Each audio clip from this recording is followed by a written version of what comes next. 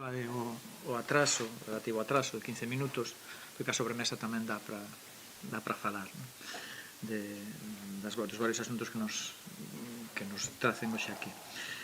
Vamos coa última mesa, é a mesa das bibliotecas. De mañá lembro que tivemos a de distribuición, tivemos a de crítica, agora tócanos as bibliotecas, e temos para falar disto Alberto Llano Fontela, que está por aí, a Sira González, que está por aí, e a Ima Doval, que está aquí. Como vedes, son tres persoas que representan o ámbito asociativo das bibliotecas, Alberto, non? Bibliotecas universitarias, Ima, a biblioteca da UDC, e o sistema de bibliotecas municipais da Coruña, que é Sira, que nos acompaña neste momento. Se vos parece, vamos a acompañar a orden de presentacións que temos marcada. Comenzaría Alberto, logo Sira e acabas ti, se parece. E reiterar aquilo que dicíamos hoxe de mañá. Funciona o microfone? Sí, obrigado, Emilio. Aquilo que dicíamos hoxe de mañá, unha breve presentación, 15-20 minutos, o tempo que consideredes, e despois abrimos a conversa, máis que o debate, a conversa que, pola experiencia do hoxe de mañá, creo que é fructífera, non? É dicir, levándanse moitas cuestións e moitas de moito interese para nós. Entón, sen máis, Alberto, por favor. Antes de nada, moitas gracias pola invitación a Bama, que estamos encantados de vir. Bueno, eu vou tratar de ser moi breve, porque a mí son bastante caóticos as miñas presentacións, porque me interesa máis o turno de preguntas que o que vou contar agora. Non vou vos contar primeiro un pouquinho que é BAMAT. BAMAT é a Asociación de Bibliotecarios, Arquiveiros, Museólogos, documentalistas.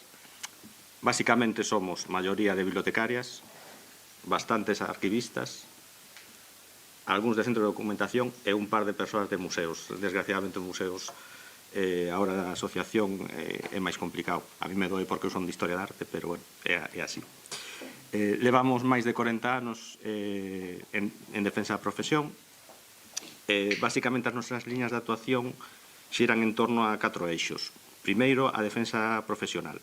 Traballamos para mellorar as condicións laborais, o recoñecemento das persoas que traballan. Bueno, voume centrar nas bibliotecas, ainda que sexamos de todos os ámbitos. Vixamos as convocatorias, asesoramos e defendemos a dignidade profesional.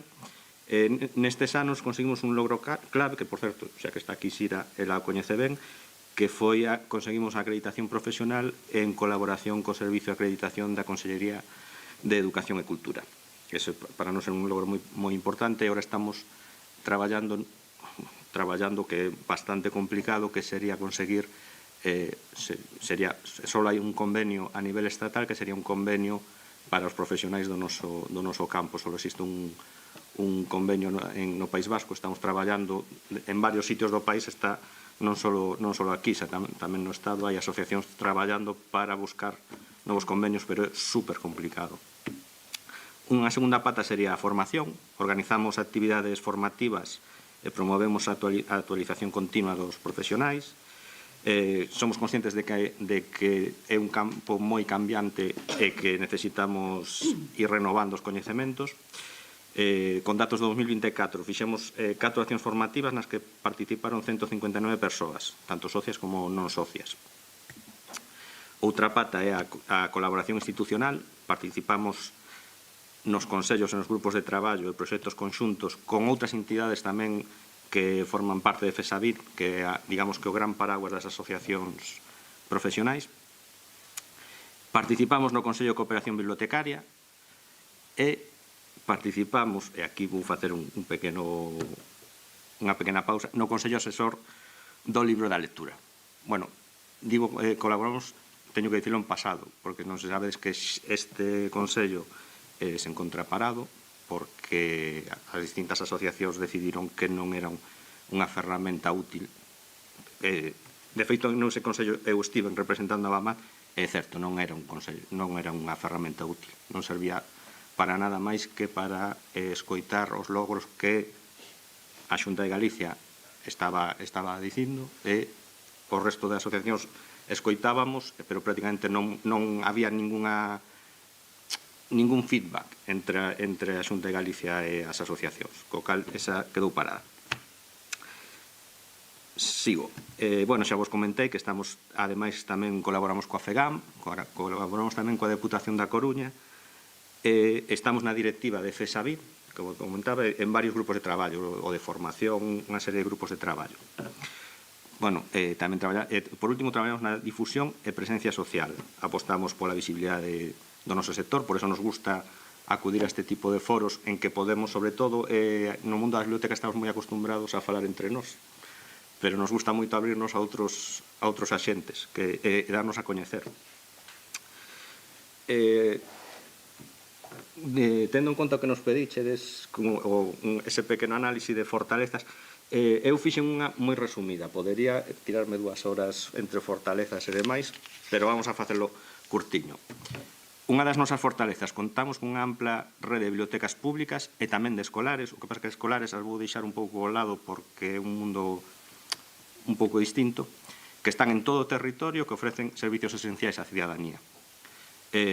Gozamos, a pesar de todo, dun recoñecemento social crecente. Bueno, vos sodes exemplo, nos ven como un motor de innovación educativa e cultural. Somos, ademais, espacio moi importante, somos espacios de encontro e cohesión social. Sobre todo, eu que traballo eu son bibliotecario en Teo, somos unha vila relativamente pequena. Detectamos que a xente ten cada vez menos sitios onde encontrarse, que non sexan para o consumo, é dicir, funcionamos un pouco como terceiro lugar. Bueno, tamén existe un corpo de profesionais, que tedes aquí exemplos, moi cualificado e formado, e ademais comprometido co noso traballo.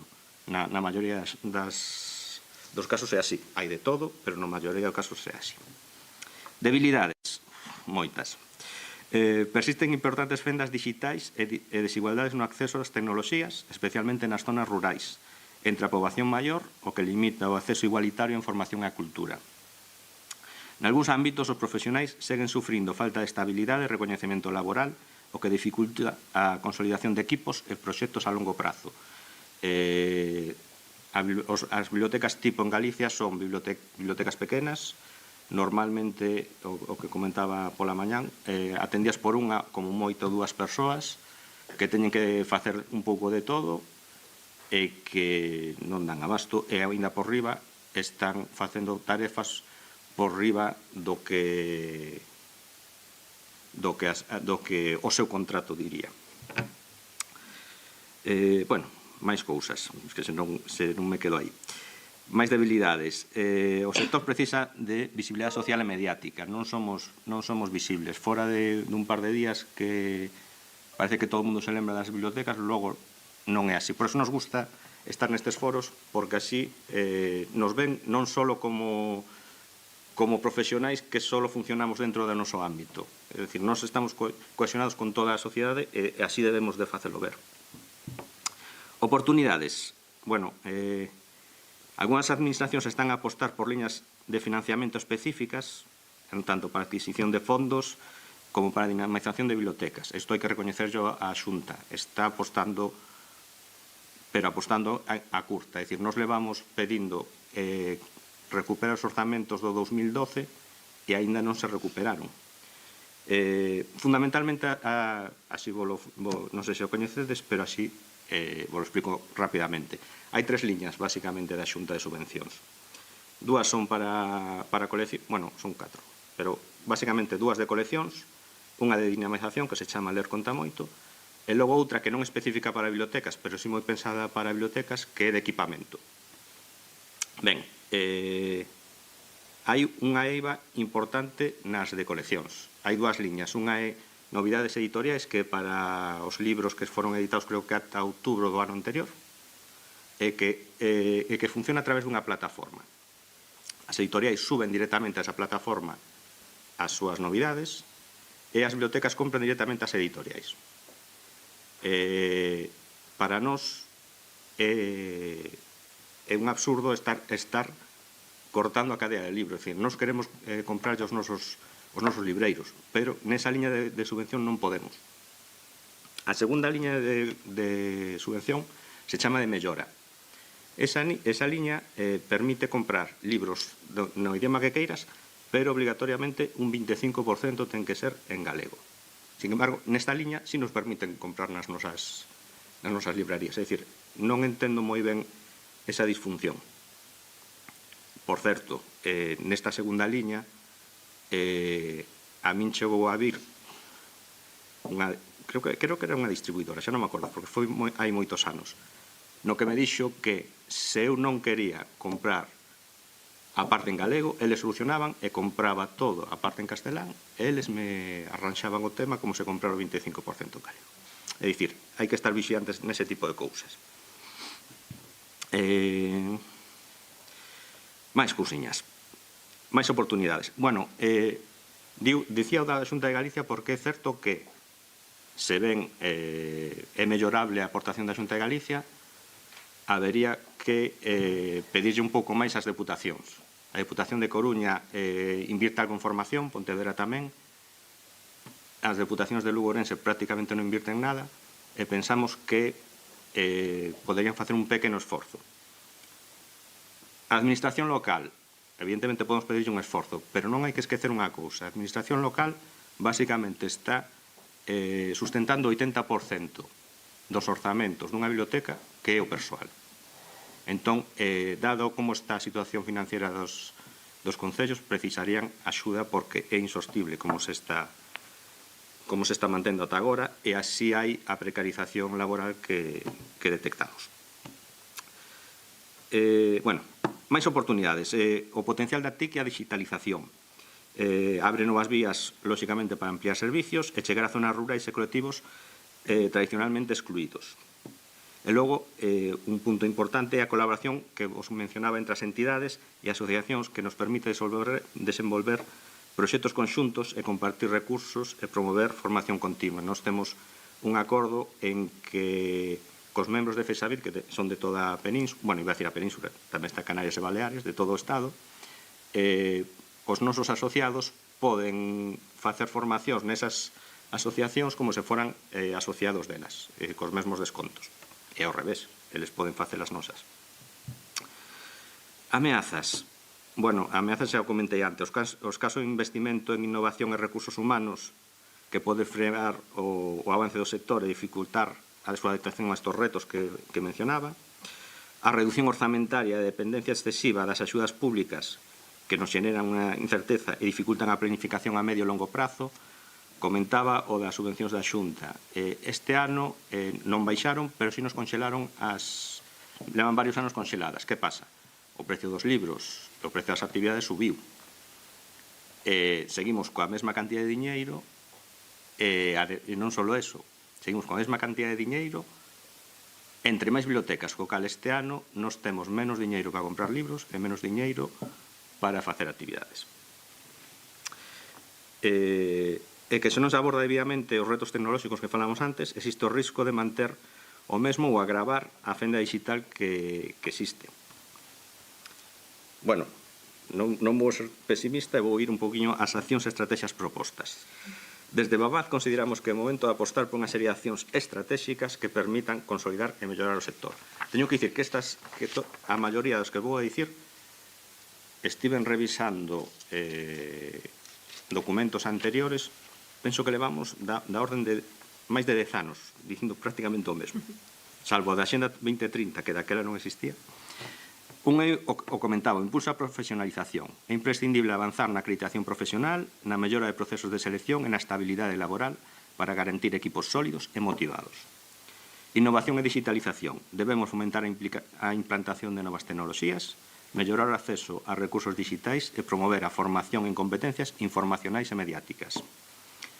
Reforzo da colaboración institucional que mencionaba antes. O traballo conxunto entre as administracións, entidades culturais e asociacións profesionais é clave para desenvolver proxectos transversais e acceder a novas fontes de financiamento. Visibilidade de comunicación, temos que tamén entonar o mea culpa, compre intensificar as campañas de sensibilización sobre o valor das bibliotecas, tanto nos medios tradicionais como nas redes sociales, para reforzar o seu papel na sociedade. Dinamización cultural. Debemos de seguir sendo motor da actividade cultural e promover a lectura a través da organización de clubs de lectura, de obradoiros, de encontros, de calquera cousa que a nosa comunidade nos demande. Sustentabilidade e Axenda 2030. Todas as nosas accións deberían de estar aliñadas cos obxectivos de desenvolvemento sostible, que reforzan o papel das bibliotecas como un espacio de inclusión, de igualdade e de acceso universal á cultura. Para rematar, reitero que Bamaz reafirmamos o noso compromiso coa defensa da profesión e coa mellora continua do sector bibliotecario galego. As bibliotecas son e deben seguir sendo espacios esenciais para a cohesión social, a innovación e o desenvolvemento cultural de Galicia. Bueno, non vos solto nada máis, moitas gracias.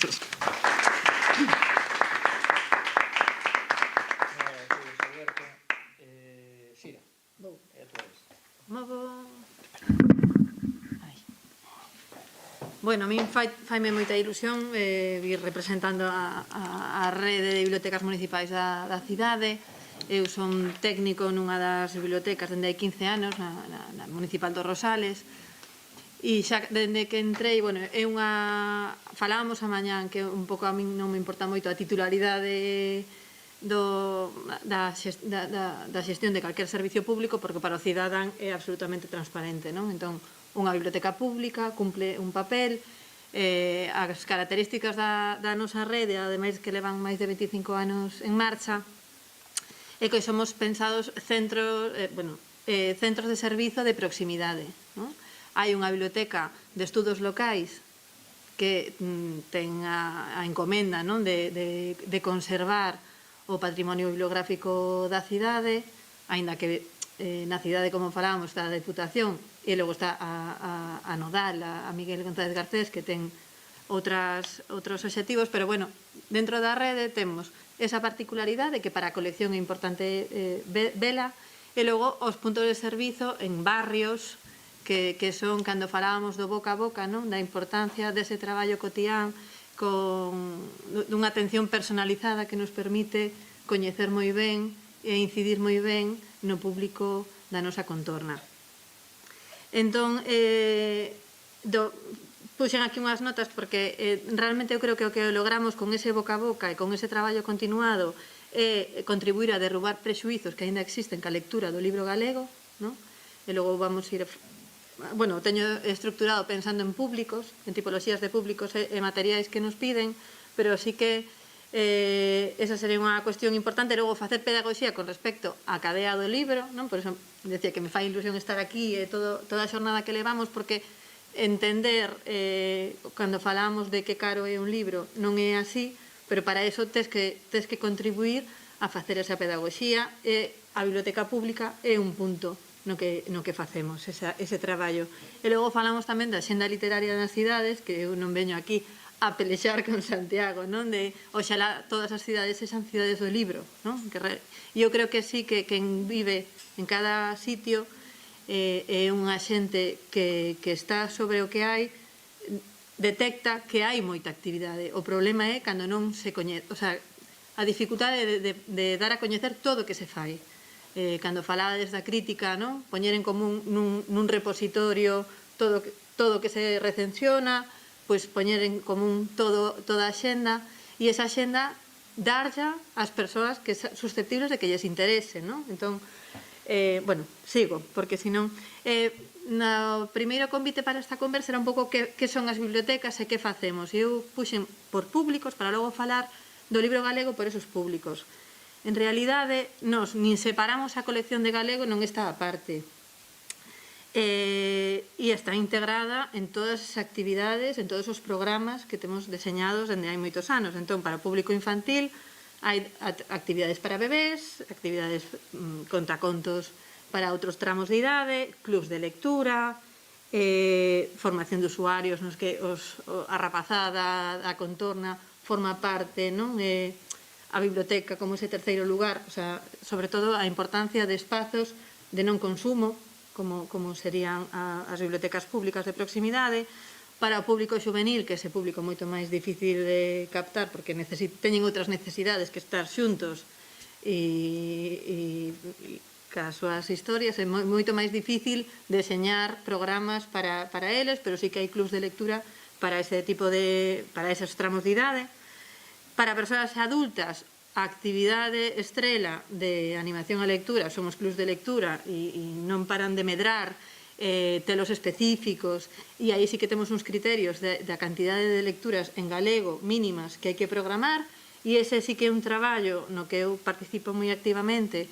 E é verdade que que todos os prexuizos existen, da igual que as persoas sexan galegofalantes ou non, agora de enfrontarse a unha lectura en galego, teñen reticencias, ata que van practicando, non? E entón, danse conta de que non existe tal dificultade e que hai moita literatura que lles chega, que son os seus temas, bueno, dá lugar a uns encontros moi ricos que logo propiciamos os encontros cos propios escritores na biblioteca, pero é un traballo como moi continuado e personalizado para conseguir que penetre e que vayan ás librarías e que leven libros en préstamo, que compren, que regalen, que aconsellen. Entón, eu creo que ese traballo de boca a boca é fundamental neste tipo de servizos. Pero, bueno, que teño aquí para persoas adultas, bueno, temos un programa de Biblioteca Verde, que cando falaba da ecoedición, nos fixámonos moito tamén nos libros, quen os produce, como os produce, desde onde se producen, e, bueno, temos estos encontros, é unha colección, porque é un tema que tamén está de moda, no sentido de que vamos para aí, quero dicir que a preocupación medioambiental forma parte da sociedade, e nos temos unha parte da colección que lle chamamos Biblioteca Verde, que agrupa todo o natural writing e toda a literatura que se está agora mesmo producindo sobre a sostenibilidade e demais. E hai uns encontros nos que veñan a xente especialista da biblioteca sobre os temas que programemos e intentamos, pois claro, aí cando dixeches o de 4 ventos, dixen que pena, non? Porque son esos proxectos cos que se colabora. Claro. Temos tamén, bueno, temos clubs de lectura LGTB, temos clubs de filosofía, non? De debate filosófico, e aí, cando analicemos os materiais, vemos o que nos falta, non? O que nos falta en galego para fornecer algunhas das actividades que poñemos en marcha. Cos centros escolares colaboramos moi estreitamente, cas visitas escolares, non? Que veñen moitas clases que os profesores ás bibliotecas e coñecen todos os servizos, todo o que poñemos a súa disposición, seleccións de materiais. Colaboramos tamén ca asesoría de bibliotecas escolares e iso tamén eu coñezo bastante un pouco como traballan con respecto ás coleccións e demais, e a cantidade de cousas que non poden fornecer con libro galego cando existe unha demanda por parte das aulas que necesitan materiais nesa lingua para poder cumprir, imagínate, líneas de subvencións que teñen na asesoría de bibliotecas escolares dentro do programa Plan B, libro informativo, xa me estou mezclando, bueno, libro informativo de 8 a 12 anos, igual non son capaces de cumprir o 50% de libro en galego, que é o que les poñen nas bases, e de mercar ademais en librerías de proximidade, non do que se falou esta mañán. Ás veces teñen que comprar todo o que hai, obviando ás veces un criterio máis de calidade ou de que quererías, porque para cumprir ese gasto en libro en galego, pois tens que collelo todo, non? E entón, bueno, esas coleccións, o sea, nos quereríamos facer a colección ideal. Bueno, hai moitas máis actividades que se me poño con actividades prefiro ir á parte dos libros, non? Que isto falámoslo antes. Primeiro ten que existir, eso pode ser unha fortaleza, pero é verdade que debería estar actualizada e é fundamental que marque uns mínimos, uns criterios de a porcentaxe da colección que ten que ser en galego, se hai traducción que se compre en galego, non en castelán, bueno, un pouco o que define como vai a ser a colección, que é un dos servizos esenciais da biblioteca, non o único, pero unha parte fundamental. A outra idea chave sería a que estamos facendo aquí, a de tecer rede dentro do sector do libro e que a biblioteca sexa tamén un interlocutor na mediación da lectura. E non Sira González, penso, non bibliotecarias persoas, senón redes de institución, que a institución este sempre traballando cos outros organismos e realmente as políticas que sexan por escrito e a medio e longo plazo para que se cumplan e logo se podan avaliar e que realmente vexamos que funcionen e haxa ese compromiso, non? E haxa ese compromiso de traballar, porque falábamos que eu creo que traballamos moita xente no mesmo a vez sin comunicalo e moitas veces pues, estamos facendo cousas sin que se coñezan e sería fantástico poñelas en común. Entón, falo un pouco das coleccións das bibliotecas públicas con respecto á literatura infantil en galego e antes falamos, eu creo que o álbum para os primeiros lectores está máis ou menos coberto, igual hai burbulla, isto podemos debatilo despois, pero sí que hai oferta variada de calidade. E logo, a medida que van aumentando en idade os nosos lectores, quizáis escasee a oferta. Libro informativo, falta. Eu creo que estás editando, pero o que di todo o mundo, que sabemos nas nosas coleccións, é que falta libro informativo para a infancia en galego. E logo, con respecto á literatura xuvenil, eu creo que está moi orientada á prescripción escolar, non? Está moi orientada á prescripción escolar e cando nos barómetros de lectura din que a mocidade é a que máis lee, está lendo outras literaturas que non se están facendo en galego, non se están editando en galego, non se traducen ou non se fan dende aquí. Entón, hai unha... O sea, o que a eles lles interesa, nós non estamos ofrecendo en galego. Entón, estamos ofrecendo en castelán. Entón, ese é un problema que temos con respecto a ese público. Logo, para adultos, bueno, pois xa se falo que a masa de lectores é pequena, non? Entón, ese é o principal problema. Unha vez que os captamos, porque descubren que, non, a través dunha recomendación dun club de lectura, que poden lelo, que teñen a habilidade perfecta para ler en galego, tens que seguir fornecendo de títulos que vayan tirando uns dos outros. Eu creo que claro, que competimos co mercado en castelán, que é abrumador en número de títulos e en presencia en librerías, en bibliotecas, en todos os lados, e ademais, cando consumimos traduccións, nunca temos en galego, e se a temos é moito máis tarde, non? O sea, eu me entero máis do que hai en catalán do que hai en galego, porque teño un sistema xa como de comunicación moito mellor traballado, eu que consumo moitísima información sobre libros para a formación da colección, como que recibo moita máis información en catalán que en galego. O sea, tens que estar buscando para non descoidar, que non se che pase por riba, que falabas un pouco antes, que a veces que non coñeces, non? O sea, por moito a información que consumas, eu vexo que en catalán non a necesito e me chega, non? Esa información chega moi.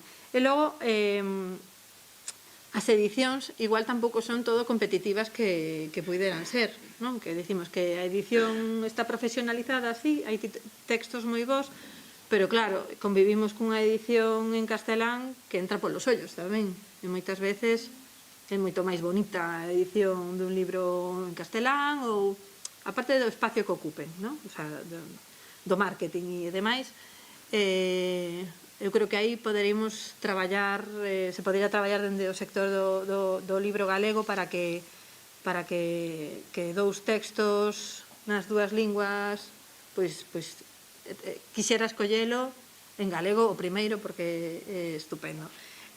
Falaba antes, adiantaba o tema do cómic e xa falei de Mar Ríos ou Bea Lema ou David Rubí, Miguel Anxo Prado, que ao final cando se traducen ao galego son cousas excepcionais, cando debería ser a norma que estivesen en galego tamén, e unha cousa que a mí me ten tristísima, non sei se coñecedes Marco Pola, é un cómic de Jacobo Serrano que leva 4 títulos e 10 anos despois acaba de salir o quinto. O sea, eu levo 10 anos esperando Pernechas, o quinto.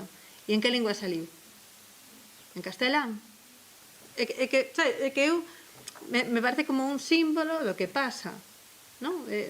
Se pasa eso, cun autor galego que vale unha cuestión de dereitos, de contratos, eu non o sei, pero ti tens que traballar para que eso saia mínimo a vez en galego.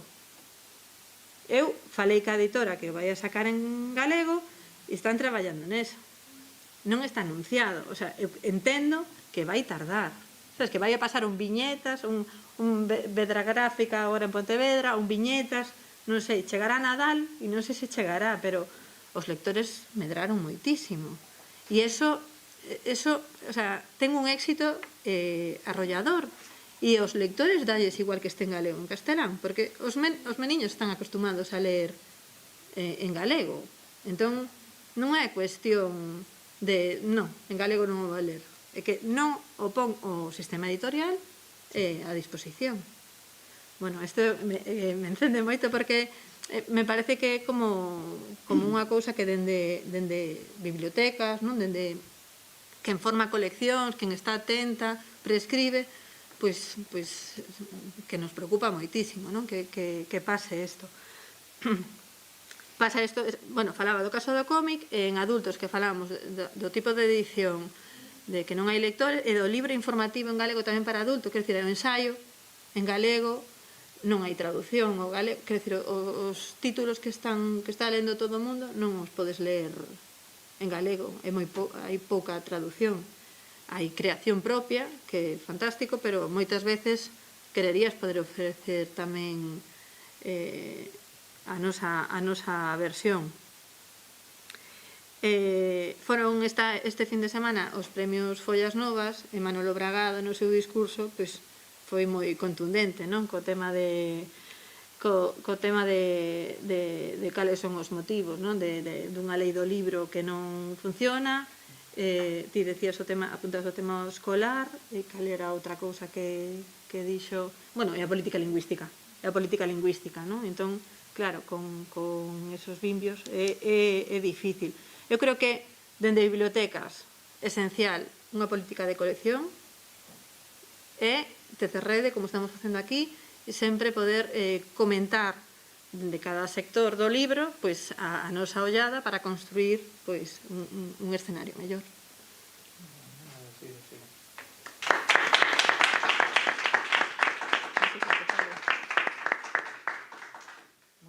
Pois concluímos entón esta mesa con Inma Doval do Servizo de Publicación aquí desta casa do UDC. Bueno, grazas por o convite, ante todo. Eu, aínda que son bibliotecaria nesta universidade, tamén actualmente dirixo o Servizo de Publicacións da universidade, e aínda que a mesa é sobre bibliotecas, fun convidada, non? Creo entender polo Servizo de Publicacións. Entón, é un pouco do que vos vou falar. Para comezar, gustaríame situar un pouco brevemente en contexto que o Servizo de Publicacións é a editorial da Universidade, o Selva Editorial, non? Da Universidade da Coruña, e os seus obxectivos principais son a edición, a difusión e a distribución de libros, revistas e outras publicacións en calquera formato, procedentes basicamente da investigación ou, aínda que sexan de divulgación, procedentes se nutren do traballo da institución. A súa organización, claro que teño aí a presentación, casi maior. Xa estaba así, un pouco como falaba así, xa ni lembraba que estaba a presentación. Bueno, por ríxese polo que o regulamento, non? Que é aprobado en Consello de Goberno, e que, bueno, de facto estamos agora traballando en algunhas modificacións. Despois, bueno, a actividade editorial debe ser entendida como parte esencial da misión universitaria, non? E, por tanto, debe estar acorde ca súa función. Botón para aquí. Que sería, pois, a xeración, desenvolvemento, difusión, transferencia e intercambio do coñecemento e a aplicabilidade á investigación en todos os campos científicos, tecnolóxicos, sociais, humanísticos, artísticos e culturais, non? Que é a función da universidade como está nos seus estatutos. Así, o Servizo de Publicacións o que difunde é ese coñecemento da da universidade. E, por tanto, pois, é unha ferramenta que está ao servizo da comunidade universitaria, porén tamén ao servizo da sociedade. E máxime pois, neste momento en que a transferencia do coñecemento e o impacto social da investigación pois, son uns aspectos claves, non? Hoxe en día. Neste sentido, a nosa actividade no servicio está moi aliñada co que é o acceso aberto á información, no movemento internacional en prol de iso do movemento de acceso aberto ao coñecemento. Desta forma, pois, nos afastamos das lóxicas non privatizadoras que rixen actualmente o mercado e que restrinxen o acceso á información pois, por criterios mercantilistas. Entendemos que a investigación está financiada por unha institución pública e, como tal, ten que afastarse destas políticas de mercado e debe estar disponible á sociedade en condicións de equidade e transparencia. Esta visión coincide tamén pois, cos principios da LOSU, non? da Lei do Sistema Universitario, que tamén recoñecen explícitamente non? O acceso aberto como unha obriga non? E unha oportunidade para modificar o sistema universitario. Traballamos tamén nun modelo pois, eso, que concile a excelencia académica con ese compromiso non? Institucional e social, cun catálogo pois, que acolle pois, moitas temáticas, publicacións tanto de carácter científico como técnico, como publicacións de tipo divulgativo, ensaios, monografías e tamén revistas. Tamén pertencemos á rede de edición de universidades públicas, a UNE, e tamén está, bueno, ao noso servizo inserido que sería no sistema editorial galego, que coincidimos, non? Penso, aínda que non estiven nas outras, que é un sistema que debemos fortalecer e defender especialmente no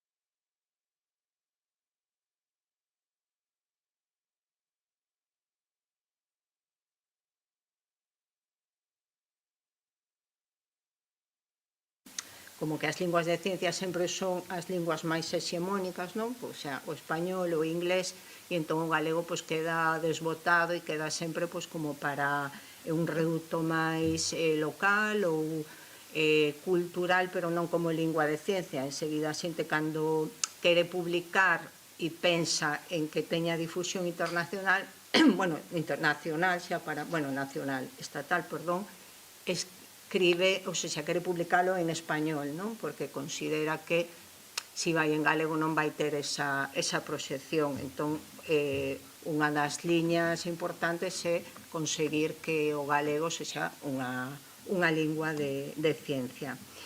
Despois, por outra parte, pois tamén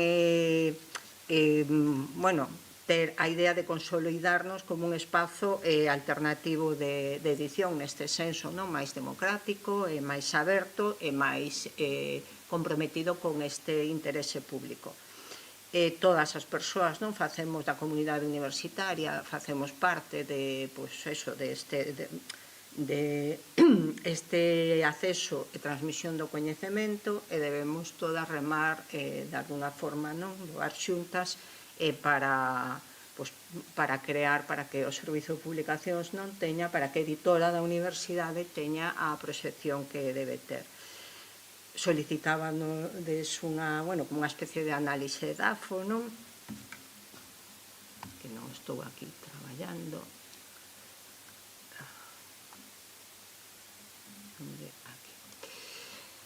Ben, pois o servizo ten bastantes debilidades, fundamentalmente teñen relación co que son os recursos, tanto persoal como económicos, entón ten unha dotación de persoal mínima, o sea, bueno, sempre nos podemos comparar con casos peores, non? Dentro do sistema universitario galego, pois en Vigo penso que só teñen 2 persoas, penso a dirección e outra persoa, porén en Santiago son 15. persoas no servizo. E nós somos 3, 2,5, porque eu, aínda que son a directora do servizo, como vos comentei, son bibliotecaria da Facultade de Ciencias da Educación, que é onde está a maior parte do meu horario de traballo. Entón, a iso lle podo dedicar unhas horas que ao final sempre é máis do que realmente entrarían dentro das horas que lle debo dedicar. As outras dúas persoas teñen moi boa vontade, traballan moito, que son Ana Alonso e Ana Fernández. Ana Fernández está no que sería o negociado, leva toda a parte de asuntos económicos, e Ana Alonso que sería intercambio científico. De todas formas, as dúas acaban traballando en todo e tentamos traballar en equipo. Entón, é persoal que non está especializado, non existe persoal técnico, é persoal da administración que tampouco ten posibilidades de promoción, entón, todo iso, pois, merma un pouco, desmotiva ao persoal que traballa. Aínda así, insisto que é persoal que traballa moi ben, moito, pero que ás veces tamén te das conta de que din, que non podo facer máis, e sobre todo cando hai exixencias externas, de xente o mellor que publica con nós, que o mellor fai así algo de presión. O orzamento tamén é reducido, como sabedes, a universidade está nunha crise económica actualmente, e iso tamén se nota moito, sobre todo se temos en conta tamén que se incrementa o que sería os gastos técnicos, a complexidade técnica. Estamos apostando polo acceso aberto, iso require gastos de sistemas técnicos. Por exemplo, utilizamos o Open Journal Systems para as revistas, que é un sistema para xestionar todo o proceso editorial das revistas, e iso é unha suscripción que anualmente ten uns custes de mantemento. E despois agora vimos de incorporar, que aínda estamos en proceso de aprendizaxe, de comezo a traballar con el, o equivalente pero para monografías, o cal supuxo tamén un desenvolvemento económico. Tampouco tamén ten pouca formación, non hai unha formación específica para o persoal do Servizo de Publicacións, e moitas veces o persoal do servizo queda como fora das formacións que hai, porque ou ben son para a Administración Xeral, ou que si para bibliotecas, ou si para PDI, e hai aspectos que son interesantes que lles interesaría aprender e quedan fora desas formacións. Por iso, agora estamos preparando formacións específicas para con cargo ao servizo, para que o persoal poda estar máis formada.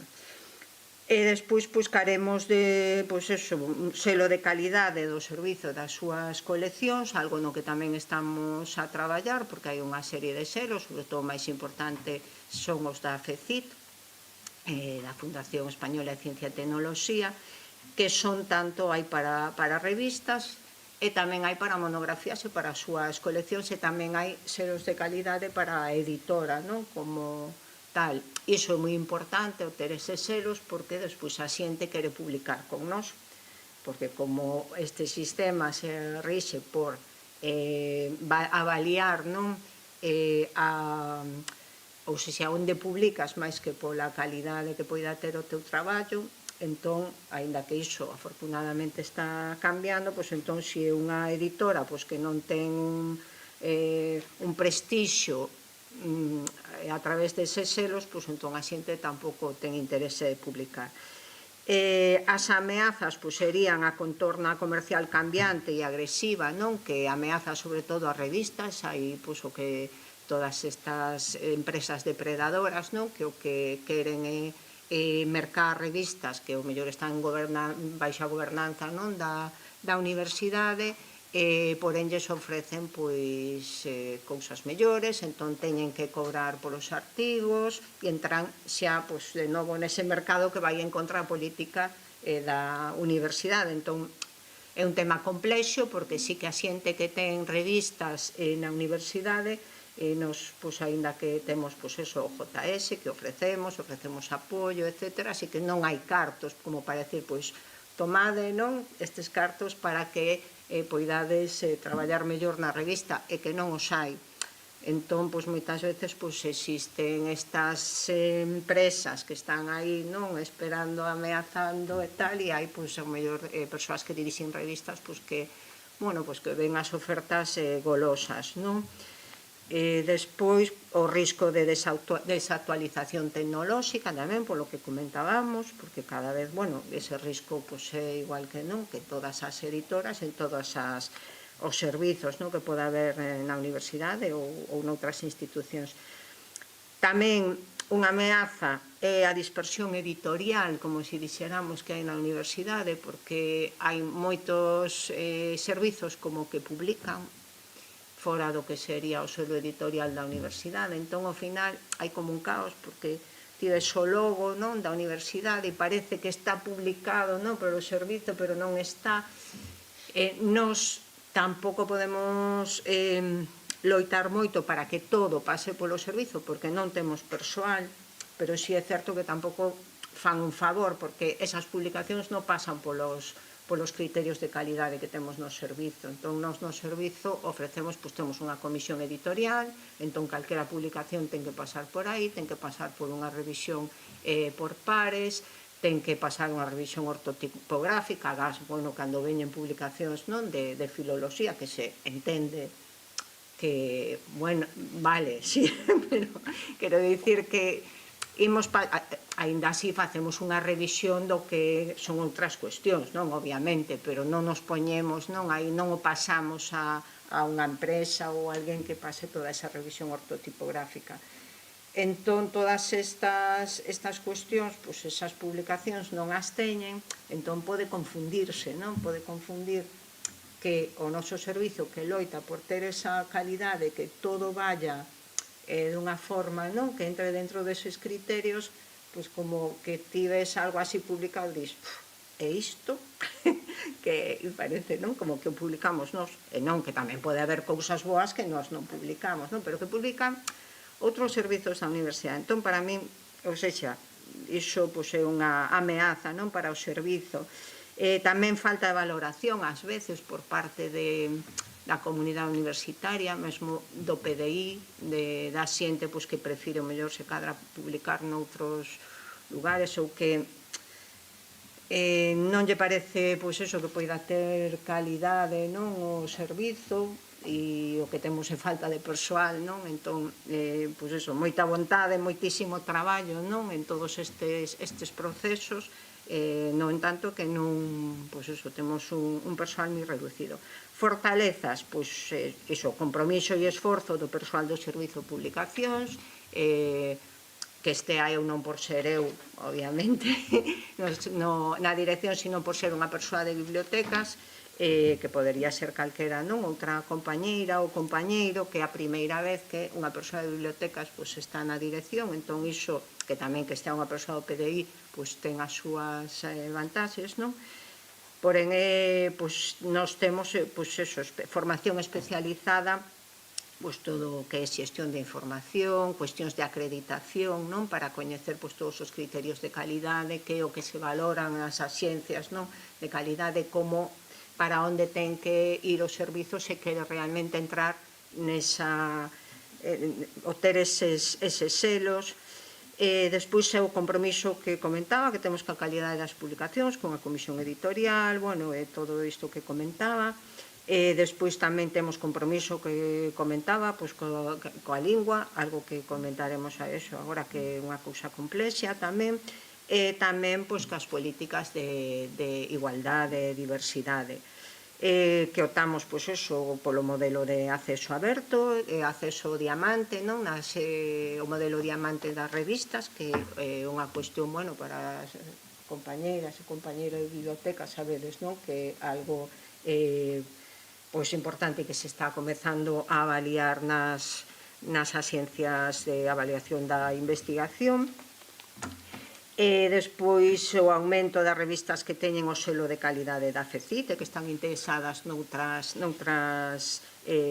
fontes de indexación que teñen prestixio, e despois que cada vez que agora temos uns deseños moito máis modernos, o que comentaba, creo que era Sira, non? Que tamén entraban as publicacións polos ollos, que antes, pois, ás veces vías, bueno, todo vai cambiando, claro, vías as publicacións, o mellor da universidade, pois, nunha libraría, se cadra, de principio non eran así suficientemente atractivas, a ver se vías o nome de quen era ou non, algo así, pero en principio non. Agora, pois, teñen un deseño, pois, moito máis actual, non, contemporáneo, e poden, ou seja, competir con outros deseños. Entón é algo no que o servizo, pois, fai moito fincapé, non, en encargar, pois, dividir por coleccións, encargar a persoas deseñadoras obviamente, pois, eso, profesionais, non, que fagan un deseño para cada unha das coleccións e que teña todo máis ou menos así unha unidade. E as oportunidades que temos, pois, é que o plan estratégico da universidade, bueno, non sei se isto é unha oportunidade, pero que pon como debilidade que o servizo de publicacións, pois, que está carente de persoal, entón, pois, supoño que será unha oportunidade, porque se o poñen como debilidade no plan, non, da universidade, pois, se entende que lle farán así un pouco de caso e aumentarán, non, e tirarán por aí. Non o sei, despois o apoio e a axuda que temos do servizo de bibliotecas e moitas cousas, revisan metadatos, revisións bibliográficas, bon, están sempre no repositorio institucional, sempre axudando esa aposta pola ciencia aberta, e o aumento de demanda que temos de publicacións en acceso aberto.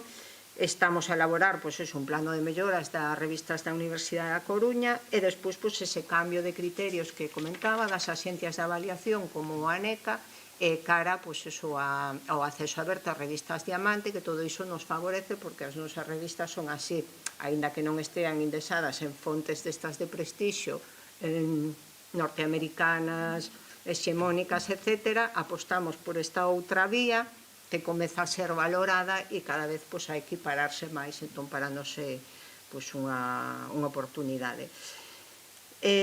Bueno, non me quero enrollar moito porque despois eso falaremos, vou mirar así de resumo do que tiña. Bueno, pois esa, por exemplo, o compromiso que decía ca diversidade, inclusión e tal, igualdade, estamos, bueno, temos unha nova colección dedicada a feminismos, tamén para acorde co plan, o terceiro plan de igualdade, que indica que debe haber, non, unha colección de feminismos, entón, pois, para nós é unha oportunidade para creala, e niso estamos. E despois o uso do galego como lingua científica, bueno, ou seja, para min como nova que estou agora, non, na dirección desde hai só 4 meses, pois é un aspecto moi importante, non? Mesmo a nivel de, pois, a vicerreitora de divulgación, formación de divulgación, Cristina, tamén considera, non, que debemos ir por esa liña. Por exemplo, se facían moito libros que igual estaban en galego, en español, en inglés, ou se sacaban publicacións primeiro en español, logo en inglés. O galego sempre, ao final, queda relegado, non? Por eso de que, a ver, quen vai ler en galego? Eu entendo que, a ver, unha persoa que está na universitaria, ou seja, da comunidade universitaria, non? E persoal investigador da universidade, si ten interese nun tema, e hoxe en día, as facilidades que hai de traducción, e, vamos, que non digan que unha persoa, non, do Estado que non é quen de ler algo da súa área en galego, se ten interese no que esa investigación o vai ler, aínda que estea en galego. É un pouco esta idea que temos de que se está en galego non se vai ler. A min, non sei, se teño interese nun tema, me dá igual como se está, non sei, en alemán, non digo, claro, en linguas de outros alfabetos, pero xa me buscaré para traducir ou máxime, pois, nunha lingua, non, que tamén é unha lingua romántica que se entende perfectamente facendo un esforzo. Entón, que moitas veces, a maior parte das veces, é porque non existe ese interese. Entón, o que non queremos facer son esas edicións bilingües. Ou se xa está en galego, e se se traduce, pois se traduce ao inglés. Despois, que máis cousas? Claro que tamén precisamos apoio institucional, no sentido que no Servizo de Normalización Lingüística, que que se indique claramente a nivel institucional, por exemplo, pois exixe que tanto por cento non dos libros publicados que estean do Servicio de Publicacións en galego, porque nós sempre precisamos un marco para traballar, para podermos dicirlle ao PDI, pois cando ven e quere publicar en español e tal, pois nos poder dicir, mira, que temos que cumplir estes cánones e ten que ir en galego.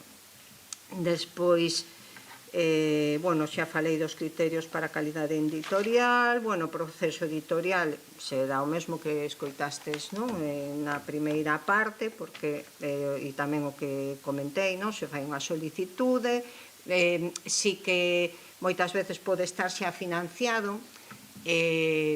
a maior parte das obras veñen financiadas ou cofinanciadas, porque a universidade non temos cartos, entón non poderíamos tirar un volumen tan amplo de libros, entón moitas veces veñen financiados. E é certo que moitas veces cando veñen financiados, pois as persoas pensan que, como está financiado, pois que podes facer, ou seja, que como que non ten que pasar polos criterios, non? E non, a ver, é un selo editorial que, aínda que veña financiado, ten que pasar igualmente por unha comisión editorial, ou seja, unha revisión por pares, o que comentaba, a revisión ortotipográfica, temos que revisar a maqueta, entrar que estea dentro da colección que lle corresponde e que se poida, non? Incluir aí para que teña ese deseño, aínda que se pacte, non? Que a persoa que fai o volume e as ideas que teña, pero sempre ten que ir de alguna forma controlado, non? Pola nosa editora, como calquera editorial. Despois, outra das cousas que queríamos facer e non pudemos facer este ano e queremos facer o ano que ven é unha convocatoria. Este ano non o pudemos facer por cuestión económica, porque cando nos dimos conta é que non nos quedaban cartos. Entón non podíamos lanzar unha convocatoria para que a xente publique cunhas características, mesmo que sexa unha publicación non en galego, que sexa tal. Entón o ano que ven si temos idea de facelo. As liñas editoriais son un pouco as que se corresponden con todas estas cuestións que acabo de mencionar. As coleccións, temos coleccións propias e despois coleccións que son dirixidas baixo unha dirección que non son propias.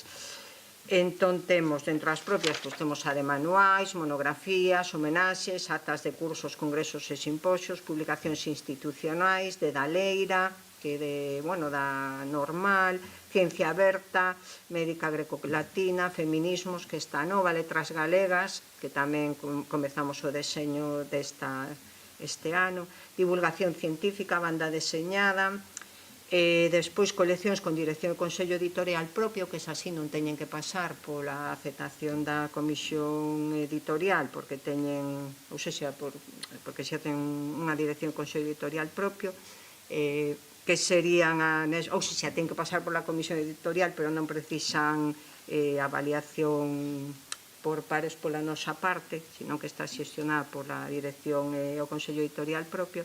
Son anexos de lexicografía, Biblioteca Arquivo Francisco Pillado Mayor, Camiños do Mar, Digitalia Humanística, Nova Terra e Cancionero General.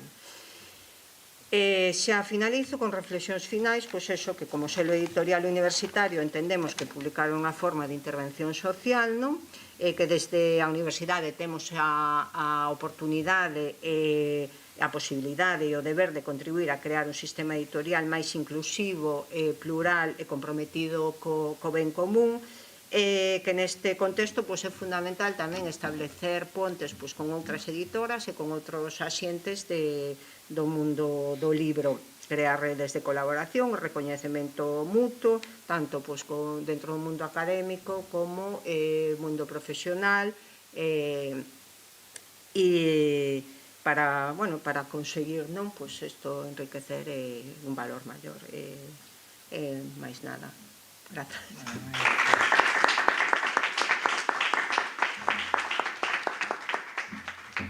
Pois son as 5:15, temos 45 minutos que podemos aproveitar para falar a vontade en volta das questões que foron aquí colocadas. Podemos acompañar a mesma estrutura da mañá, con as palabras, as persoas que queiran facer unha pregunta, algún comentario, unha apreciación, pois que indiquen agora, xuntamos e avanzamos. Alguén? Bom, tamén é de tarde todo ben. Bom, entón, entre tanto, canto pensades nisso, teño anotadas varias questões, eu quero agradecer. Exacto. Son para Inma, entón o mellor se tes para os outros. No, di, porque ia comezar por aí. A ver, non agradecer, non, as tres intervencións, teño unhas preguntas que creo que son específicas para Inma porque polo sector, non, no que ela un pouco representa aquí. Eu quería saber máis sobre a distribución dos produtos, porque como distingue, son produtos xa financiados, distribución, como se distribúe, que non ten unha distribución de tipo comercial, outra de tipo institucional, esclarecer un poquinho. Son produtos que en xeral vas a calquera librería, non están ou non están. Deberían. Entón, esclarecenos un poquinho o tema de distribución, tamén a parte económica. Hai algúns que veñen financiados, outros que non. Pregunto, porque é algo habitual, hai edicións non venais, non sei, tú o que hai, non? Que pasa, como funciona iso tamén en termos de distribución. E despois a cuestión de colaboración con outras institucións, nomeadamente con outras universidades, pero tamén administracións públicas e colaboracións con empresas.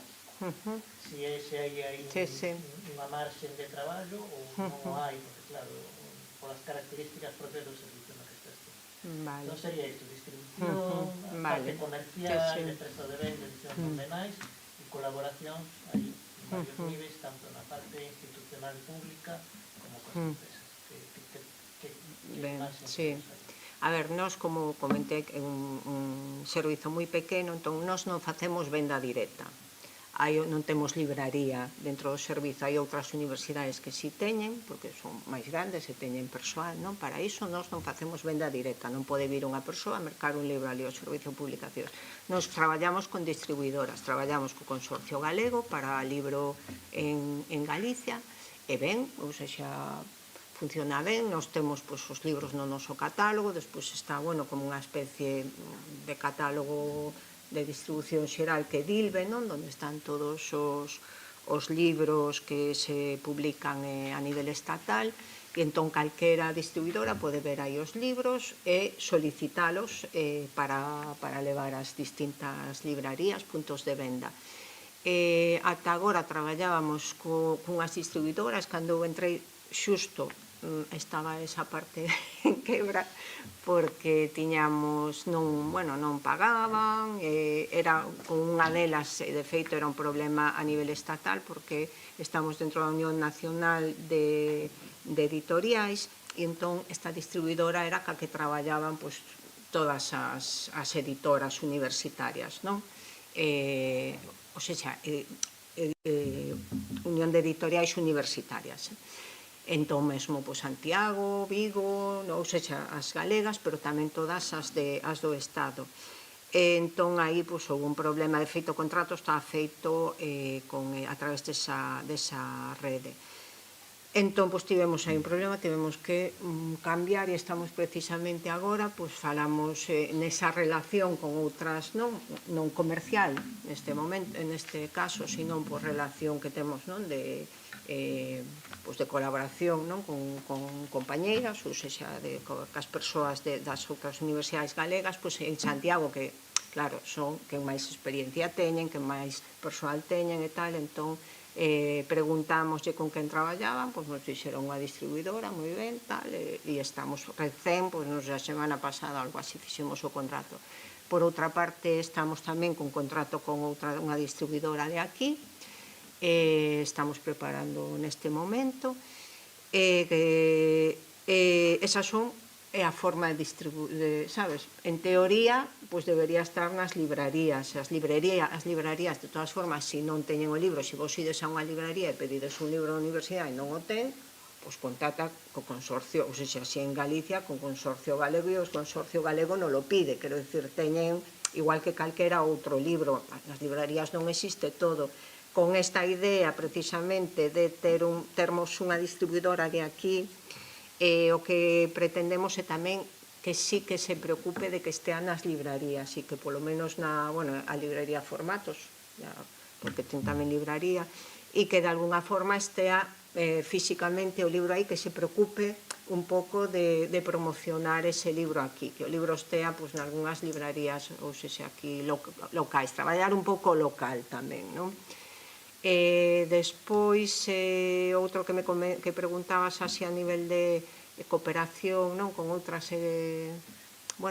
institucións ou da financiación, todo iso, sí, a ver, hai obras que veñen con financiación, aínda así van a comisión editorial, ou seja, non é porque traian unha financiación, como ben financiado este libro, non, en absoluto, non, trae financiación, entón, iso o que indica é que nós, aínda que non teñamos cartos, pois ese libro podería sair sempre cando sexa aceptado pola comisión editorial. E moitos veñen con financiación, pois o mellor da Deputación ou de algunha institución non relacionada, ou de algún grupo de investigación, non, como vos, ou bueno, non sou de Illa. Entón pode vir totalmente financiado ou unha parte, entón aí pois é o que fan a solicitude e indican, pois ten financiación parcial de tal institución, tal. Nos agora miramos o de que institución tamén, porque sí, é certo que, bueno, son cousas que tamén vas aprendendo un pouco, non, sobre a marcha, tal, antes o mellor, pois, viña financiado e non mirabas tanto que institución. É importante saber que institución é quen financia, porque, imaginade, pois, non sei que financia unha institución, pois, que non cumple cos requisitos éticos, non? No que se refire, bueno, a moitas cuestións, pero tamén tendo en conta que estamos nunha universidade pública e que temos un compromiso ético, non, ca nosa comunidade e un compromiso ca sociedade. Entón, pois, mirar que institución financia e despois a venda sería igual, o que pasa que unha parte dos libros irían para esa institución para que os distribúa. E o mesmo ocurre se, por exemplo, é con outra editora que tamén temos, non? Ás veces, pois, como que é unha copublicación, non? Unha coedición. Entón, pois, cada editora leva unha parte, iso aparece nun convenio, pois sempre se asina un convenio, e entón, pois, se distribúen, cada parte distribúe os seus. Edicións novenais, sí, hai edicións novenais, sobre todo edicións do que era da colección esta, o que vos dixen, da colección institucional.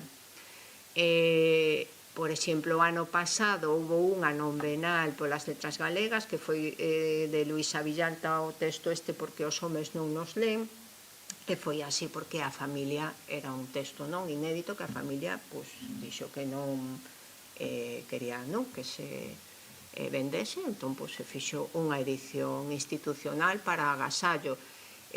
Moitas destas, despois hai libros que aínda que sexa para venda, hai libros que tamén hai un tanto para agasallos institucionais, non para agasallos a colegas, non? Como que dixe, non? Que son agasallos, o mellor un premio que hai na universidade, non? O mellor hai un premio, entón nos solicitan, mira, para este premio podedes darnos, non? Así algún libro para darlle a xente que acada o premio, ou cousas así. Algunha vez, igual piden que ás veces é máis complexo, está financiado e queren que non sexa venal e os outros eran a outra colección, si se vendía, nos decimos, bueno, a ver, claro, queda un pouco raro, non?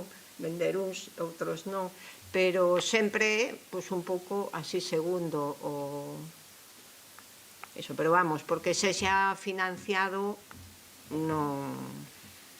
O sea, ás veces sí que hai que, claro, é unha das tamén dos hándicaps cando ven financiado, sabes? Que ás veces a persoa a quen lle financian o libro acepta como se dixéramos unhas condicións desa institución que a nós, se cadra, non nos parece, non? Entón, o que sei, non? Pero exixe que leve este logo de non sei que o que... Claro, Entón, aí tamén sempre temos así un pouco de loita, non? Porque isto ten que ir aquí máis grande, porque financia, non, mira, nos editamos que financia e ten que ir acorde. Claro, temos que, todas estas cuestións estamos tamén agora, claro, leva moito tempo, tamén vas aprendendo o segundo, vas vendo cousas que fallan, pois dis, ui, que isto temos que, non, que introducir esta mellora, entón é fundamental, por iso tamén o do regulamento, que estea todo de alguna forma marcado, aínda que teña flexibilidade en algunhas cousas que poida ter, pero sí que haxa un marco que nos, de alguna forma, nos permita non decir, mira, isto non pode ser, pois como indica aquí, como ves no regulamento aprobado un Consello de Goberno tal, pois isto non pode ser así. E eran 3 cousas, xa están contestadas de alguna forma. Sí. Eu teña unha pregunta para Irene. Digo, por exemplo, Microalgas é un exemplo de éxito editorial universitario que excede, non, un pouco os obxectivos do servizo de publicación da universidade. Non sei como manter vivo. Bueno, eu sei un pouco, porque con iso da Xulia, o sea, o curioso desa triloxía é que parte dun proxecto da universidade que ao final é un cómic divulgativo de lecturas que funciona co público. O problema é manter viva esa publicación un pouco que non morra no catálogo, o bolío, non? Non, temos unha das coleccións de divulgación, entón o que queremos con esa colección é precisamente iso, que sexa divulgación fora da universidade, que sexa divulgación sobre todo nos institutos, por iso de Microalgas.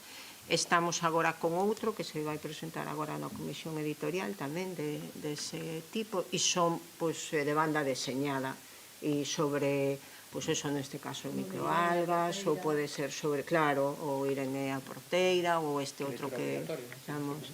Microalgas. E entón teñen esa liña, sí.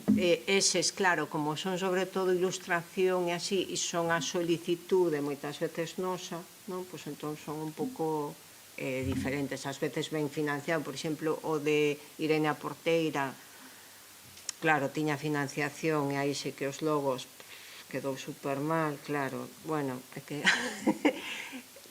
É iso, que ten que pasar, sabes? É a cuestión que ás veces cando ven financiado, que cho dan así, sabes? E iso non pode ser, ou seja, o Servicio de Publicacións, como calquera outra editora, ten que controlar todo, e ti non podes ver, pois, detrás dun libro, pois, un logo de Gadis, aí a toda cor, que parece que o van repartir do supermercado, non?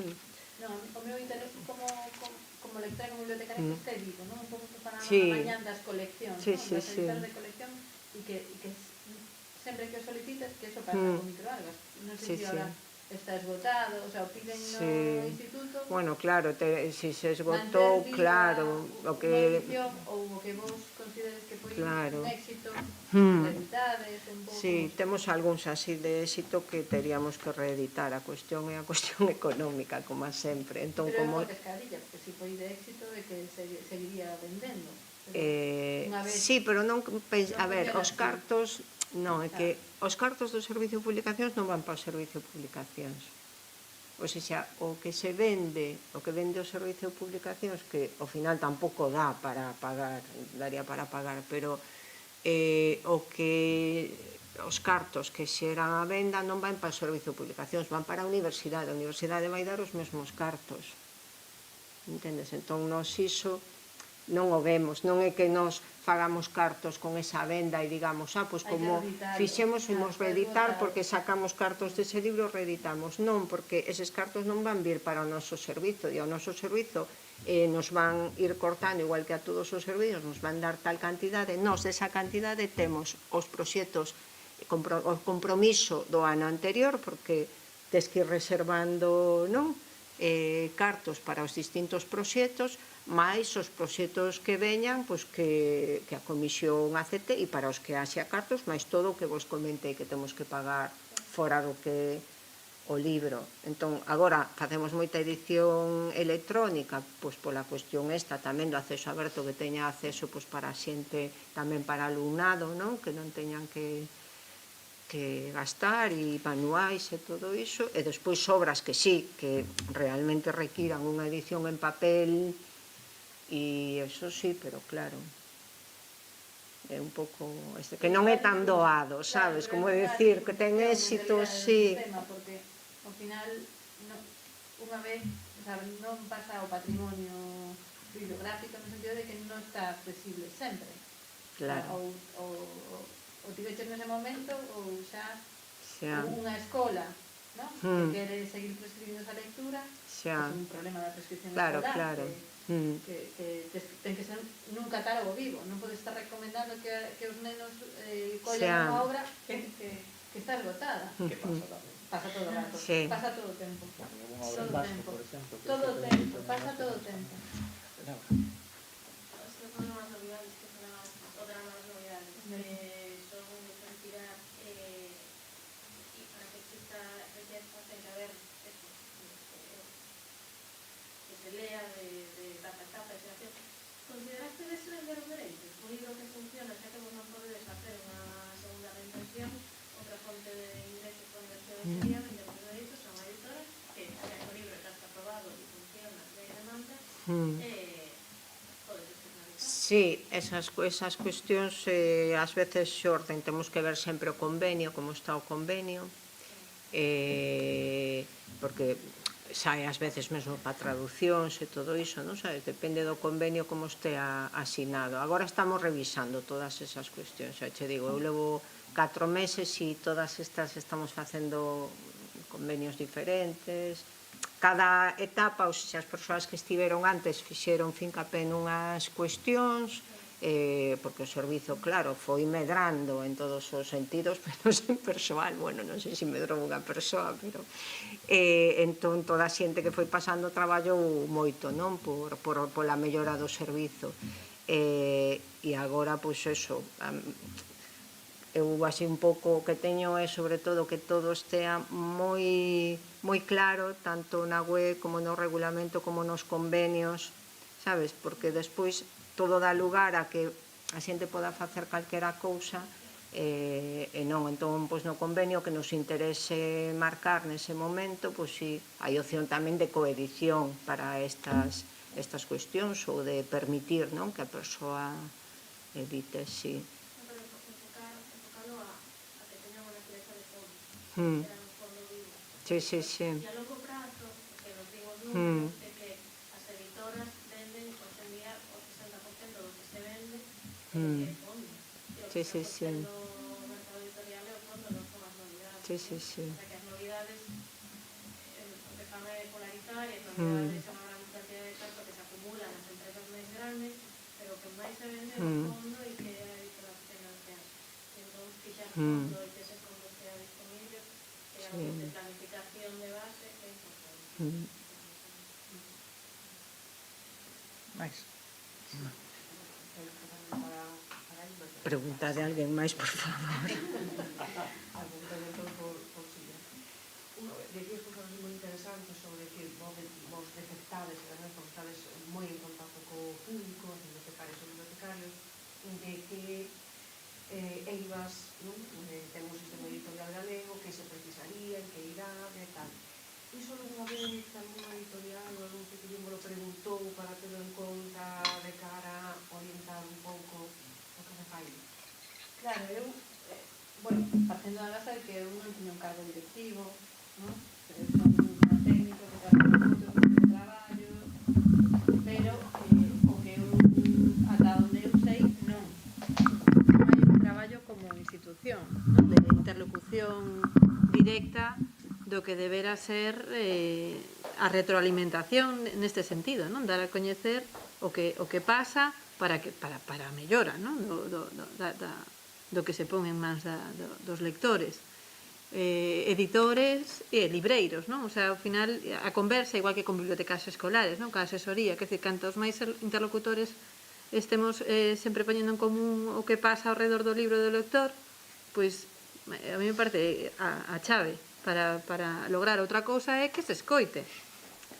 Unha, que haxa os foros de conversa e despois que se reciba cun espírito de mellora, porque se o espírito é eu fago xenial, non hai ese cambio que igual propiciaría que se venda máis en galego, que se venda máis, porque claro, é que a porcentaxe é pírrica, non? Claro, hai un traballo cotiá, non? É un contacto cotiá e é un contacto que dá froitos, porque te das conta que dá froitos, pero é persona a persona. Entón, aí, como, creo que levamos todo o día como falando un pouco de militancia, e que non deberá ser. O sea, debería ser a norma. E logo, pois, haberá traballadores máis ou menos comprometidos, pero eso pasa en todos os sectores. Pero xa, de base, non debería depender da militancia, vamos. Sí.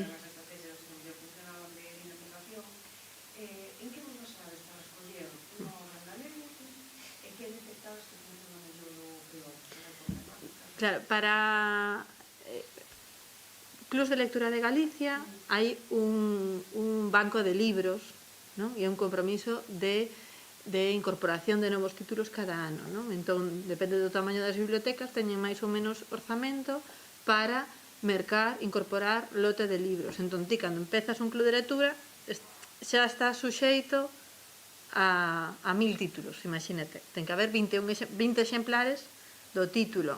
Entón, hai clásicos, cada vez vamos incorporando, compramos, pois non me acordo o porcentaxe que temos mínimo de títulos en galego, de lotes, pero creo que o ano pasado chegamos ao 50%. Pero claro, teñen que ser autoras, LGTB, juvenil, cómic, en galego, en castelán, e ao final non tes tantos cartos para meter tantos lotes de libros, pero esa é un pouco a estrategia.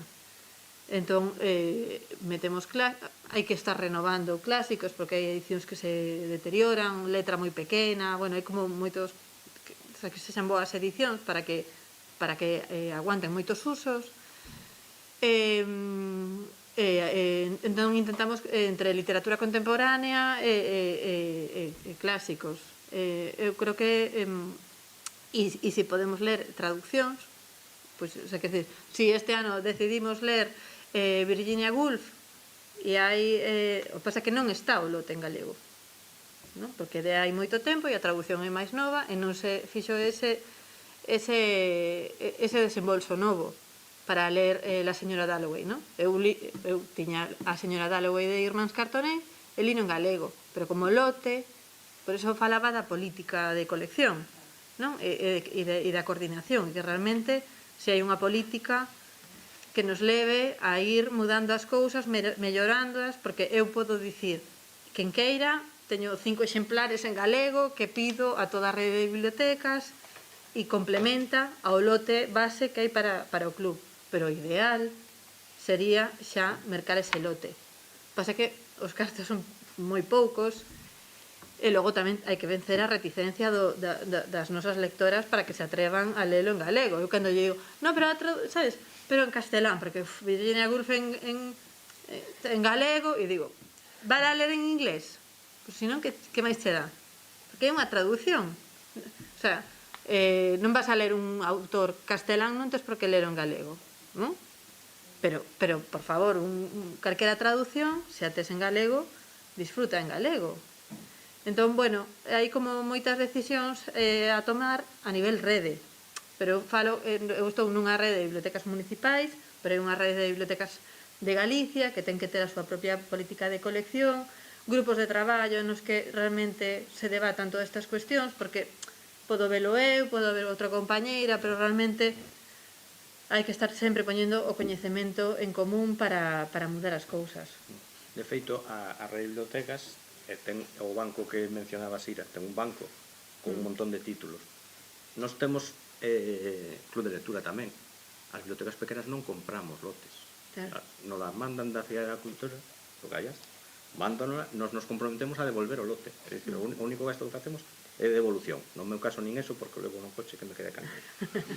Pero é o único compromiso que temos. É dicir, para a nós eso nos dá a vida. Nos non cos nosos orzamentos non poderíamos ter opcións de comprar un lote de 21 libros. Claro, porque nos descalabra o orzamento. Entón, podemos sacar proveito de lotes que xa están comprados de outras bibliotecas e que nos reaproveitamos. Temos que axustar unha lista Sí, está pechada. Hai que ir, Non se listaxe. hai que ir alimentando ano tras ano, o que se poda.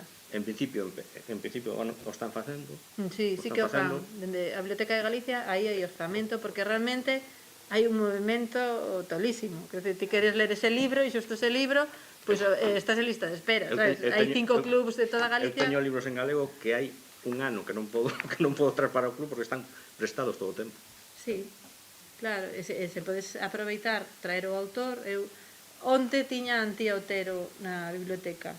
Adiei a encontro para o martes que ven, porque despois do apagón eu creo que íbamos a desaproveitar onte falar de poesía, non? O sea que, aparte que facía moverse, bueno, como o podimos adiar, pero claro, aí está a estrategia de autora local, poesía, que eso é unha fantasía, traballar a poesía en bibliotecas, o sea, mediar a poesía é complexo. Vamos a celebrar os 10 anos da editora independente. Vamos a celebrar o seu premio do libro das abellas, o sea, do libro das abellas. Vamos a hacer o arco do cuarto ao libro. Despois, a finais de mes, temos a Teresa Moure. Teresa Moure fixemos un monográfico e collimos, cumple 20 anos Herba Moura, pero limos Sopas New Campbell, que aí nos metimos no galego reintegracionista, include lectura, fantasía. O sea, é fantasía que as miñas lectoras me sigan. Claro, porque, o sea, es que Sira, o sea, por onde nos leva? Pero claro, o tema é sempre abrir portas, non? O sea, porque todos temos 1000 portas nas cabezas, entón, o noso traballo é ese. E, bueno, e ahora porque lle dou tamén polo castelán, entón, bueno, Teresa Moure vai ser unha fantasía de encontro. Entón, ese aproveitamento, non? De poderla ler e ter e logo ir a vela ás librerías, porque ese traballo nos facémolo intensísimo, o de canalizar a xenda literaria e que realmente vayan. Eu non me interesa tanto programar na biblioteca, porque é un espazo diferente, programamos dúas cousas, pero a mí me interesa que vayan os axentes que están vendendo os libros e que coñezan todo o proceso, non? E valoren realmente o que é e lle den cartos a familia que mantén esa librería aberta, non? O sea, que todo ese traballo é fundamental. Mais? Teño unha pregunta, non sei se te mencionar para ver saber máis. Creo a diversidade de tipologías de bibliotecas segundo a dependencia institucional. Entón, como se materializa, diríamos, a interlocución coa administración pública en termos de políticas e planes? Hai un plano de dinamización da lectura recentísimo en principio, surxe de Bueno, estamos niso aí. de traballo, diálogo. Dada a tipoloxía, porque va máis de unha entidade, diríamos, profesional. Profesional. Pero son bibliotecario. Sí, de acordo. Quer dizer, este diálogo coa Xunta, quen está nesa mesa? Que hai unha representación sectorial das bibliotecas, pero quen? Están as bibliotecas locais de non sei onde, Eu creo que son as nodais, o sea, as cabeceiras, o sea, a biblioteca pública, a biblioteca nodal ou cabeceira de provincia, en principio son 4, pero bueno, en Galicia temos tamén a Vigo, porque é cidade grande, e incorporouse Ferrol, que era municipal, pero está tamén como cabeceira.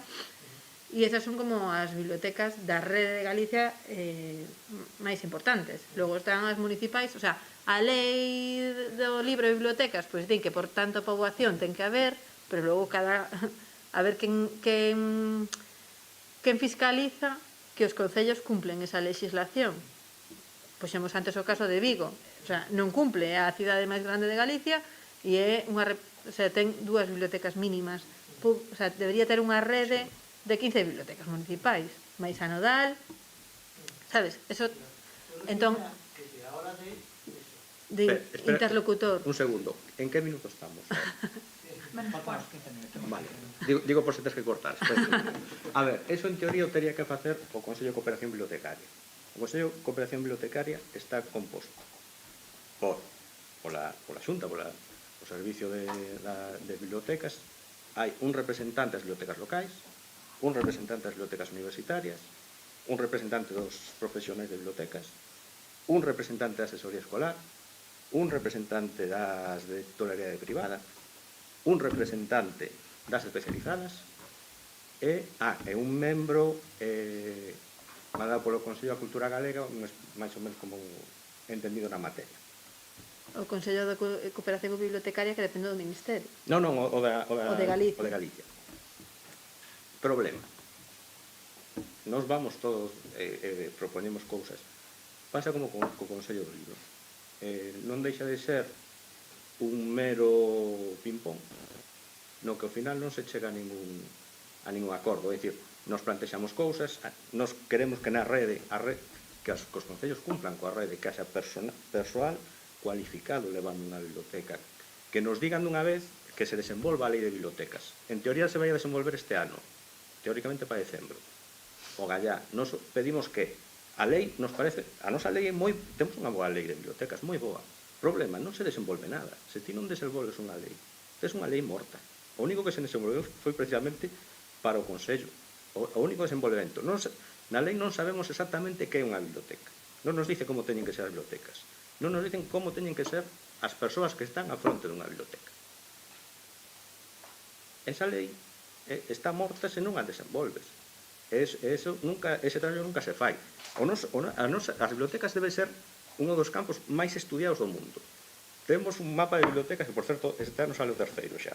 E é numerosísimo. Que ao final se queda no que eles nos din que é unha foto fixa. Pero eu non quero que me fagas unha foto fixa, eu quero ter unha foto fixa que sirva para traballar, pero non sirve para traballar. O primeiro mapa, colleron uns estándares absolutamente tolos porque eran das bibliotecas de Barcelona. Un desastre. Fixeron un segundo, o que fixeron é, temos isto, entón os estándares van a ser a media. Exemplo, a miña biblioteca. No primeiro mapa, nos temos 2 bibliotecas en Teo. Estamos agora 2, antes estaba eu solo. Saía que tiñamos menos persoal. Como collen ratios de poboación, por exemplo, nos estamos entre 10 e 20.000, nos estamos case en 20.000, e nos comparamos con un concello que igual ten 10.001, é dicir, prácticamente a metade. Pois, como temos 2 bibliotecas e agora somos 2 bibliotecarios, estamos por riba da media, porque a media é dun. Eu teño 2 bibliotecas. Hai ese tipo de sinsentidos. Cando falas da lei, entendo, Lei de falas bibliotecas. todo o tempo da lei de 2016. 2012. Lei de bibliotecas. Lei de bibliotecas, non é a lei do libro, nós temos unha lei de bibliotecas propia. Entón, Cando falas deles non desenvolven. A Xunta, porque en teoría a Xunta é quen debe de encabezar eso de a rede. O problema da Xunta moitas veces é que nos moitas veces denunciamos cousas que fan os concellos. Hai concellos que non cumplen, que non cumplen con convenio, porque nós estamos na rede por un convenio. Ti tes que cumplir, ti tes que ter préstamo interbibliotecario, tes que ter unha serie de cousas que non se revisa nunca. Nos decimos, mira, hai que revisar isto. A resposta é autonomía local. Nos non podemos meter porque é autonomía local. Co cal, nos estamos nunha parede que chocamos contra o concello porque non é que non temos cartos, a Xunta non porque é autonomía local non pode meter cartos. E así vamos como cáncer, dando voltas á roda. O tema é que poidan meter na rede cando xa de facto non van poder cumplir ese acordo. A ver, o sea, aceptan que haxa préstamo interbibliotecario cando unha persona non se pode mover. Eu non teño préstamo interbibliotecario, eu estou incumplindo o meu convenio. Estás na ilegalidade. Na ilegalidade total, pero como é minga o 90% das bibliotecas. E gustamos rodeados de delincuentes aquí. O resto xa podes poñelo, Afondando no ISAC, pero centrándome nas bibliotecas escolares. Quería saber un pouco cal é a relación das bibliotecas municipais con esta rede de bibliotecas escolares que, pola miña experiencia, pois desde Plan B, non? Hai unha, sí, que se ve unha planificación, pero tal como o vexo, non? Nos coles, porque sí que hai unhas bibliotecas con unha dotación increíble, pero os nenos entran ás 9 da mañá nun autobús, marchan ás 3 da tarde nun autobús, E hai que ir á biblioteca baleira e durante as horas de escola non hai tempo para ir á biblioteca. E falo de secundaria. En primaria creo que é moito máis dinámico e a zona de biblioteca, pero en secundaria hai moitísimo investimento e quen leva a biblioteca son profesoras que non temos formación, algúns centros xente que se mete no tipo de bibliotecas para reducir as horas de docencia, hai xente que se mete super vocacional e o fai genial e demais, pero aínda que faga genial e sexa vocacional, os nenos só tiñen 20 minutos ao día que teñen que ler un libro, un patio e un pouco ou facer pouco menos. Aínda así, malia todo, fanse cousas chulas e tal, non? E a miña pregunta, concretando, é que relación tedes vos con toda esta rede de bibliotecas increíbles con estes recursos?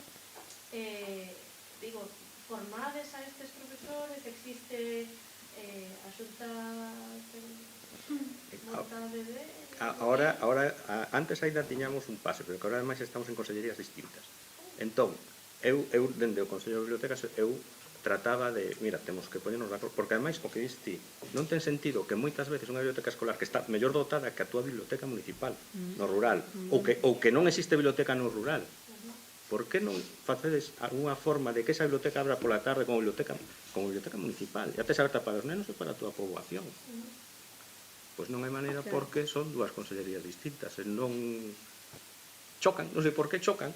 Eu que se vos eso propoñedes nestes torneos de ping-pong que dis que ides, é que cae de caixón que non se faga, non? Porque es que hai tantos recursos... Claro, eu, como saltándonos a institución grande, a nivel persoa, nos colaboramos, por exemplo, cas dúas bibliotecas da nosa contorna, o colexio de educación infantil e primaria, temos estamos no seu Consello de Biblioteca, a biblioteca pública, a biblioteca municipal, a directora da miña biblio está ali, e colaboramos nos clubs de lectura. Bueno, primeiro hubo colaboración de formación, agora de... A título personal, bueno, a título Biblioteca Municipal Os Rosales,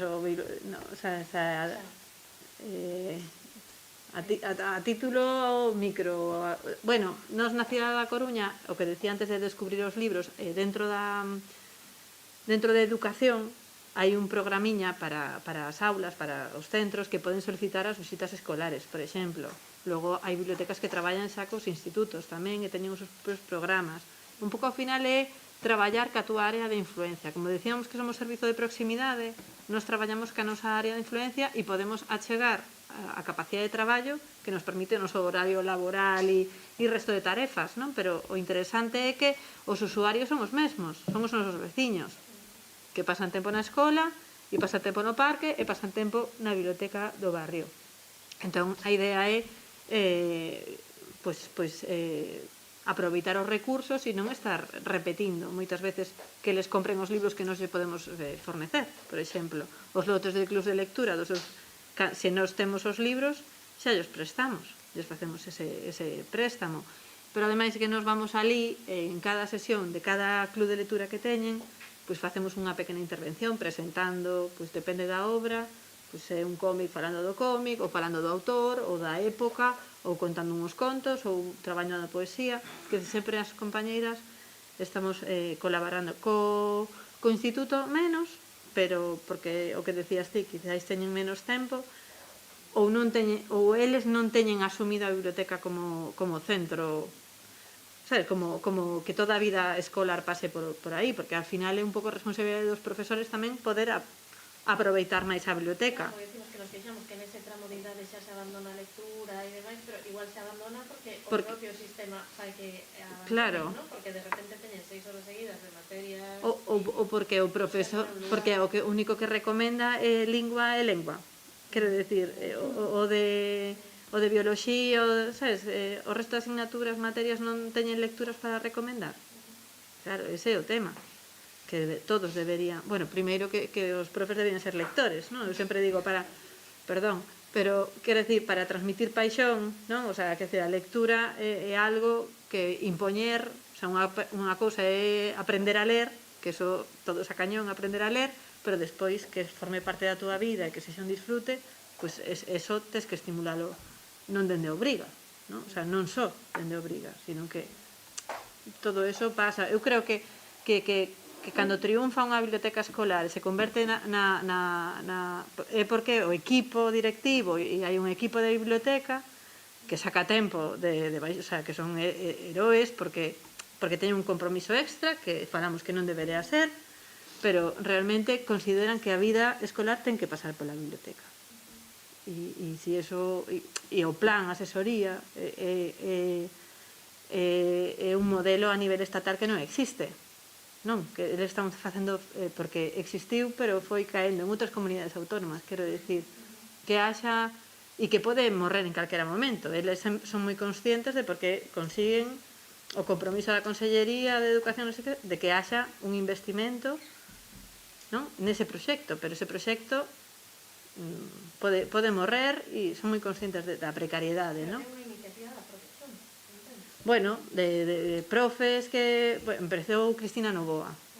Quer dizer, ahora mismo hai unha asesora por provincia, máis unha dirección de asesorías, hai como unha rede aí de profes liberadas para ese traballo, e hai moitas liñas nas que os centros, se presentan proxecto, gañan entrar dentro dese proxecto, gañan unha liña de financiamento, equipamento, colección, e logo radio escolar, bueno, teñen de todo, bibliolab, escola e familia, quer dizer, moitas bibliotecas están abertas ás familias, pola tarde, club de lectura entre profes, que eso me parece revolucionario tamén. Claro, que os profes fora do horario laboral volvan á escola para ler eles, é fantástico. Ou, a ver, claro, que hai moitas realidades que falábamos. Eu falo dende unha cidade na que hai moito servizo bibliotecario, pero hai outros sitios. É o que dixira, que ao final non está estipulado como unha rede, é dicir, ao final é cuestiones individuais, moitas veces, de falar, incluso das propias persoas, de falar, dependendo quen leva a biblioteca, quen leva a biblioteca pública, que facilidade tes, non existe unha vía institucionalizada para esa colaboración. Bueno, pero se van conseguindo que eso medre, rode, fan que, polo menos, digo, as bibliotecas escolares vayan tendo unha entidade. E por poro contaxo de, pois hai 3 colexios que teñen, non? E eu quedeime na estantería con cristales, portas pechadas e sala de castigo, eso xa é de outro século, non? Son acordo con esta máquina, dime que son de 17,52. Sí, efectivamente. Estamos en tempo. Perfecto. Eu agradezo vos moito en nome do proxecto e da comisión organizadora deste segundo encontro. Agradezo vos moito a vosa presenza aquí, tanto as persoas desta mesa como as persoas que estiveron tamén hoxe de mañá connosco. Para nós foi tremendamente valioso isto, de verdade, non é, insisto, como dicía hoxe de mañá, non é retórico, pero de verdade que foi tremendamente valioso. Creo que, modestamente, mas, se conseguimos estabilizar un espazo de diálogo, non digo eu sustituir ou suplir outros espazos que son obviamente necesarios, que aquí apuntado, non? Mas, polo menos, significará que estamos andando no camiño certo, coa velocidade que cada un ten, pero polo menos estaremos andando no camiño certo. Agradecervos moito a vosa presenza, a vosa participación e emplazarvos para as conclusións cando saian, as sínteses e as conclusións cando saian. Obviamente toda a xente está informada, igual que está informada a opinión pública en xeral, non? E despedirnos aquí confiando en que igual para o ano temos un terceiro encontro e igual senón antes que nos podemos encontrar daqui a un ano. E aí veremos se algo mudou, se mudou para ben, para mal, en función tamén das posicións e dos intereses de cada quen, non? Porque isto de ben e mal son elementos relativos, non? Mas en todo caso, reunirémonos para facer o que temos que facer, que é darlle un aproveitamento ao dinheiro público, este é un proxecto financiado polo Ministerio, darlle un aproveitamento que sirva para o ben común. Dicíamos na inauguración que sen coñecimento non hai planificación, a nosa labor aquí desde a universidade é xerar coñecimento que sexa útil para que a sociedade se poda aproveitar dese coñecimento, aproveitarse é algo positivo, non é negativo, para que poida pôr en valor e que iso que contribúa para o ben común, que sexamos mellores persoas e mellores comunidades, máis coesas, máis resistentes, temos unha continuidade máis garantida da que temos até agora. E é simplemente isto. Obrigados, deixámoslo por aquí. despedirse tamén da xente que nos acompaña eventualmente a través do canal de YouTube do grupo da Rede Galabra, e agradecer a toda a xente e tamén a Emilio, que está aí atrás e estivo todo o día hoxe connosco, posibilitando que, aproveitando que temos electricidade, pois que o que nos fixemos aquí que chegue para máis xente. Obrigado.